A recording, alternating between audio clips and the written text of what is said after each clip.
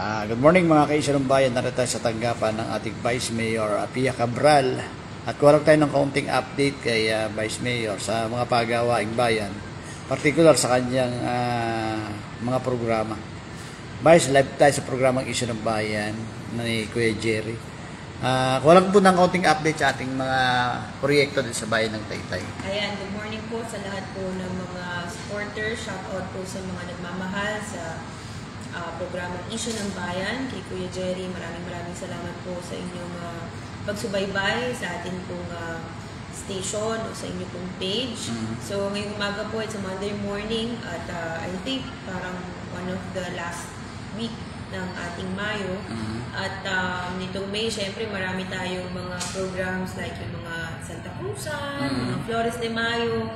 Medyo yung mukha ko pa kagabi galing ako sa pagiging Reyna Elena. So shout out po sa mga tiga Monteverde Real dahil first time ko maging Reyna Elena. Talagang napakahirap pala maging Reyna Elena dahil bukod sa naka-makeup ka, ang bigat ng gown na ating po dinadala. Pero nag-enjoy po tayo dahil for how many years pinagbawal po yung mga gantong malalaking events every May.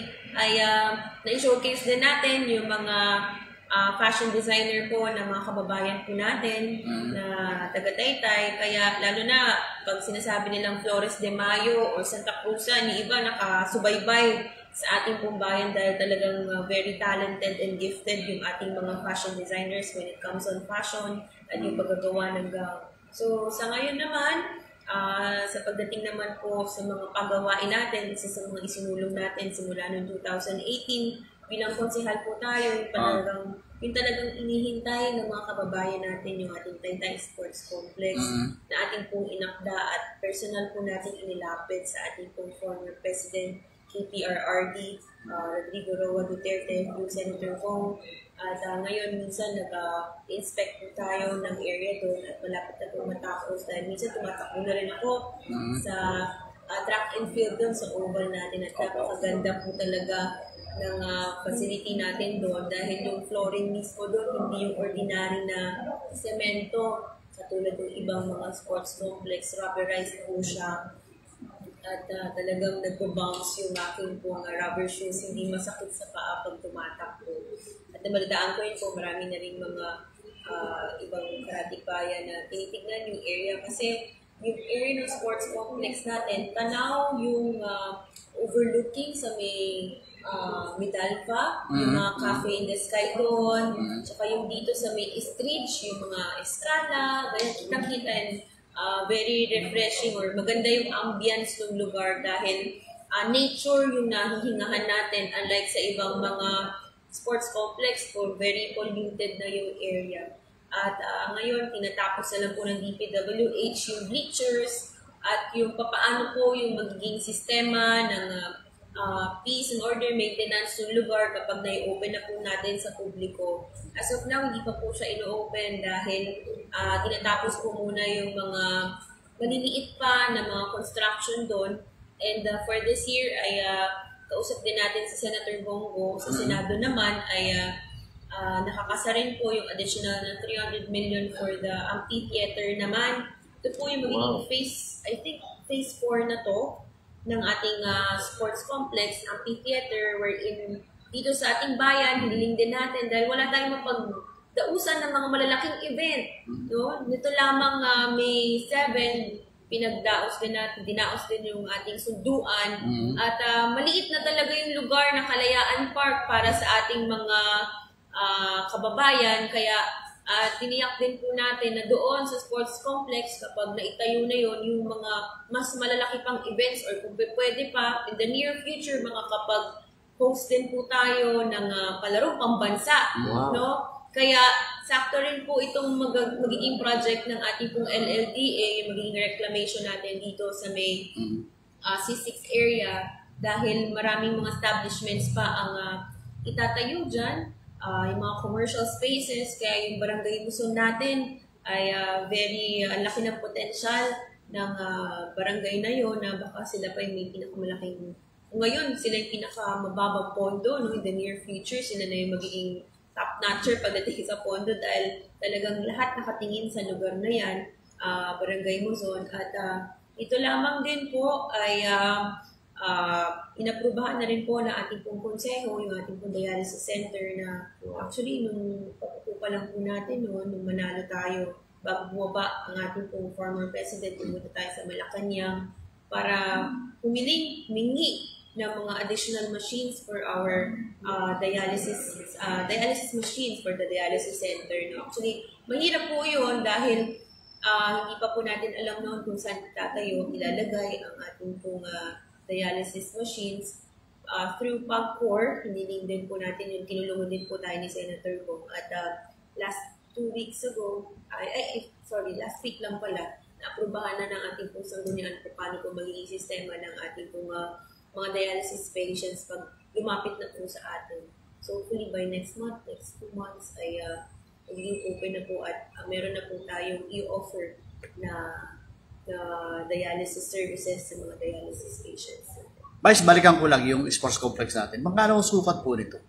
Ang sports complex po natin, kabilang po siya sa 14 hectares na ating pong available na lupa doon. Siguro ang makakain or masasakupan po ng ating sports complex ay within 3 to 4 hectares po yan. Ano project po ang kaya pwede pa nating idagdag doon sa ating 14 hectares doon sa malapit sa Taytay Sport Complex? Isa po sa pangarap po natin, pangarap natin na nagawa na natin, na hiling po natin ni Singkong Duling wala pong inilabas ang ating pondo. Ating lokal na pamahalaan dito, ang sports complex, almost mahigit 1 billion na po yung pondo na ilalagay ng national dyan.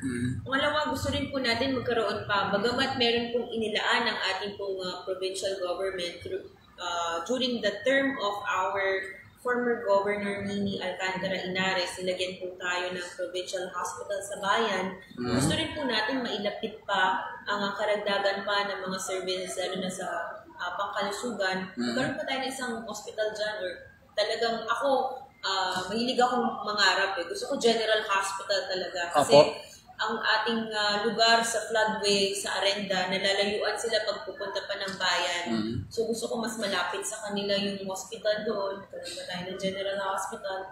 Kung may mga tutulong pa sa atin, o kung kaya pa ng pondo na ating pong bayan, although lumalaki naman ang pondo natin yearly, ay makapagtayo pa na additional hospital dyan. Kasi yung mga taga-barangay Luzon, mga taga-barangay San Juan, malapit sila sa Angono General Hospital. Hindi sila nakakapunta sa Taytay Emergency natin. Kaya doon pa sila pupunta sa ibang bayan para ma-meet yung kanilang pangangailangan pagdating sa mga emergency or kaya pangkalusugan nila. Kaya isa yan sa mga gusto natin. Karagdagan pa ng mga school sa ating pong bayan dahil parami ang population ngayon ng mga mag-aaral natin. Kaya gusto rin natin magkaroon pa dyan ng additional colleges or high school sa ating pong bayan. And of course, yung trade center po natin. Dahil ang Taytay naman po ay kilala bilang Garments Capital of the Philippines. Ito pong Manila East Road natin, o Manila East Compound dito sa ating pong lugar. Ito po ay nasasakupan isang private po ang may-ari. So gusto naman natin magkaroon ng sarili nating public lot para magkaroon tayo ng trade center. Kung meron mang mga malalaking project or may mga bisita tayo, hindi lang siguro sa local or hindi lang sa buong Pilipinas, baka meron pa tayong mga kilala internationally, ay mai-invite po natin sila, yung makita nila kung ano yung mga kung ano po yung ginagawa ng ating pong bayan. Dahil sa atin nga, sabi nga sa Taytay, wala man tayong ang turismo sa atin, wala man tayong dagat, wala man tayong bundok, wala man tayong magagandang tanawin. Pero ang turismo po natin ay ang ating pong industriya, wherein ito po yung pagiging garments capital of the Philippines. At yun po yung ating maipagmamalaki sa ibang bayan. Pwedeng ipamana sa ating mga sa bagong henerasyon. Kaya gusto natin may maganda ring lugar para ma-cater lahat ng mga gustong malaman ano bang meron sa Taytay. So yan, yung trade center po natin. At yung ating pinangako rin sa ating mga kapatid na Muslim, at dito rin po sa bayan natin wala na rin tayong cemetery. Opo, yun nga po. Para sa ating pong cemetery. So yun po yung nakikita po natin na additional progress po ng ating pong bayan. Bukod po dun sa mga services na ipinagkakaloob po natin na ating mga senior citizen ay makakatanggap na ng kulang na 2,000 po dahil last year yung, I believe, M to Z, hindi po nakakuha ng total of 4,000, 2,000 pa lang yata yung cash gift na nakuha nila. For this year, 2023 po, ay nag-allot po ang sanggunian ng pondo para po makuha na ng ating mga senior citizen ang kulang na 2,000. And for this year po, ay naging 2,500 po ang cash gift na may bibigay natin sa mga senior citizen. May mga nagtatanong po kasi bakit bumaba. Isa po sa reason dito dahil bumaba po ang pondo ng ating bayan. At akin naman po naging nilobby during the committee hearing ng ating social services and senior citizen kung ibinaba man yung cash gift natin dahil hindi kaya ng ating pondo for 2023, ay dagdagan po yung mga health services, social services na ating mga senior citizens. Dahil alam naman natin, may mga senior po na magtatampo. Yung iba, naiutang na yung 4,000. Akala nila 4,000 ulit yung cash gift for this year. Pero sabi ko nga, malaking bagay sa kanila kung ang ating pong bayan ay mabibigyan na rin sila ng mga services natin or additional program pagdating sa maintenance nila. No? Dito po sa ating pong bayan, wala pa tayong binibigay ng mga maintenance, pero tayo na po siguro mag-spearhead sa loob ng ating pong konseho, na ating sangguniang bayan na maglaan ng pondo para makapagbigay ng free maintenance sa ating pong mga senior citizens. Sa tingin po nyo, nabanggit nyo yung ibibigay natin sa mga senior citizen Vice, na yung kulang. Mga kailan po kaya ito? Para baka po umasa yung ating mga senior citizen. Hopefully by next month or this month ay meron naman pong fund dahil may mga surplus po tayo for this year. Inuna po natin yung senior citizen natin dahil talagang, syempre, araw-araw pag may nakikita kami mga seniors na ang surname po ay M to Z, talaga kinukulit na po talaga kami yan. At yung additional na 2,500 na nakalaan for this year, ay by December po para naman may panggasto sila ng December sa Pasko. Kasama na rin po dito, no, bukod sa maintenance, ay inilalobby rin po natin sa gagawa rin po tayong resolution or ordinance na malibre na rin ang check-up ng mga seniors. No, dahil para makamenos din sa mga panggasto sila every year, every quarter para sa kanila po kalusugan. So, yun pa lamang po muna yung ating pong report. Marami pa po tayong mga program like yung mga pang-flood control projects po natin. Tuloy po yung mga ganong programa ng ating pong engineering dahil malapit na naman po ang tag-ulan. Nararamdaman ko na po na ito na po yung simula ng tag-ulan at alam naman po natin ang bayan ng Taytay. Suking-suki tayo. Catch basin po tayo pagdating sa mga pag may bagyo, may mga low pressure, tayo po talaga yung unang-unang naiisip, apektado pag may mga baha. Particular yung barangay Santa Ana at San Juan, San Isidro. San Isidro. Okay. Barangay po namin, kaya talagang concern po talaga kami dyan pagdating sa ganyan. So, tuloy po yung pagbuhukay natin ng mga ilog para hindi po, doon po dediretso yung tubig pag may baha. Okay, Vice, baka meron kang mensahe na lang na konti sa ating mga kababayan na nanonood sa ating programang Issue ng Bayan. Sa mga kababayan po natin patuloy na tumututok sa Issue ng Bayan, maraming salamat po sa inyong pagsuporta. At alam ko po, marami pa po tayong gagawin. Kaya hindi pa po ito yung huli kong mga report sa inyo. Marami pa po tayong mga susunod pa ng mga serbisyo na magagawa. At tulungan lang po tayo.